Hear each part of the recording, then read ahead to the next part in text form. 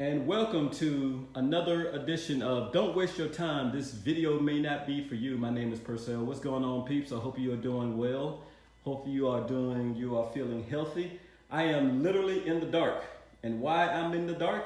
I don't know. I just found myself in the dark. But more importantly, I'm here to show you yet another aftermarket item.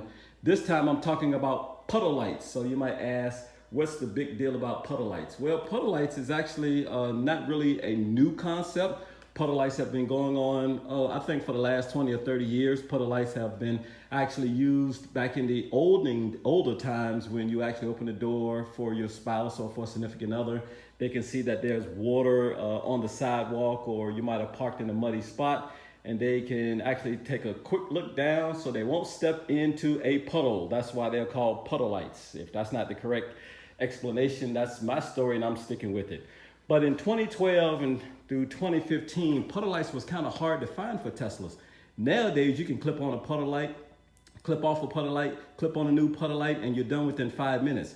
This puddle light I have here is not that case. It was very difficult, and I'll show you why once I turn the lights on, and I'll show you the difference of the puddle lights that I have here on the front versus the puddle light that I have here on the back.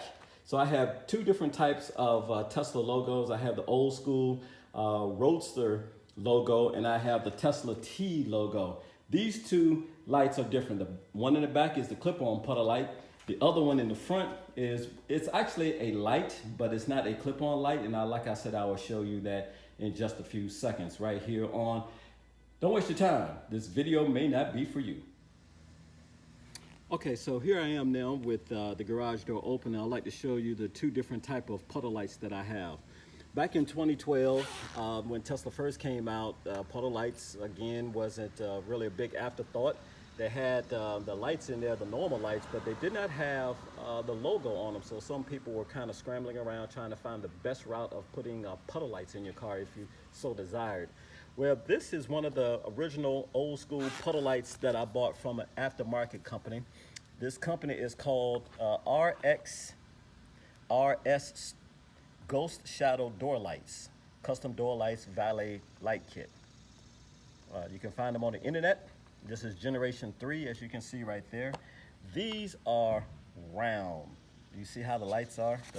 This light here is round. This is what's in my driver's door and on the passenger front door. These are round. Now, how do you get a round object into a square hole? Well, they provide you with a hole saw, which is this right here. This hole saw looks like that, and you have to bore a hole into the old puddle light harness. So you take the old puddle light out, and then you kind of drill a hole saw up into underneath your door, and you get that light in there, and then you connect the two wires. You connect the two wires to the existing one, these two wires right here, and then the light is on. Now, it is a little bit of a pain because once you do all of that, the light might be turned different. So the logo might be flashing upside down. You can't really see the logo there. So if you have the logo in the car and it's facing down like that, the Tesla T might be facing that way, or it might be facing the other way. So you have to kind of screw around with it, literally, and get the Tesla logo light to fall down on the ground. So that's a little bit difficult if you want to do this way. I wouldn't even recommend it. But again, back in 2015 when I bought my car, that was my only viable resort of having something unique in my car. Now, this puddle light that you're looking at has lasted almost 4 years.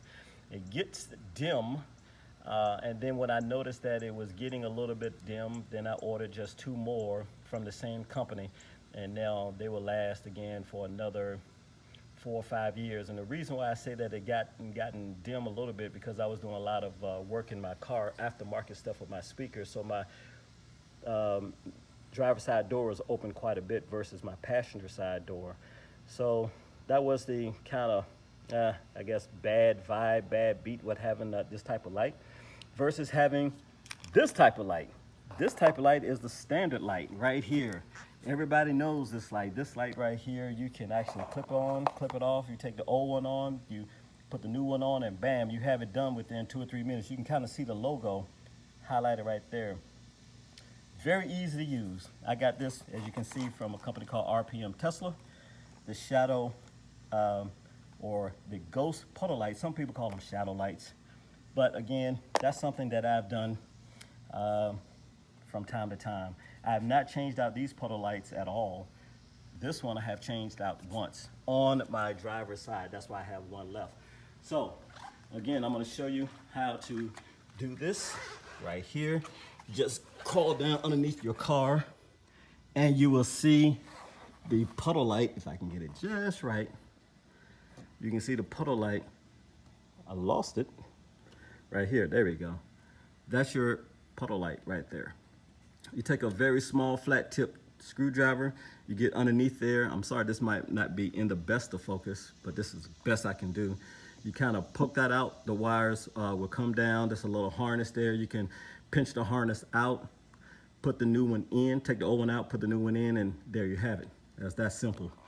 Versus going through the pain that I went through of getting the puddle lights on in here. This puddle light here is a little different. This is the light. You can see how bright it is. Right now it's on. And I have all this tape around it to make sure that it won't fall out. And I actually inserted a little small piece of cardboard to make it nice and steady.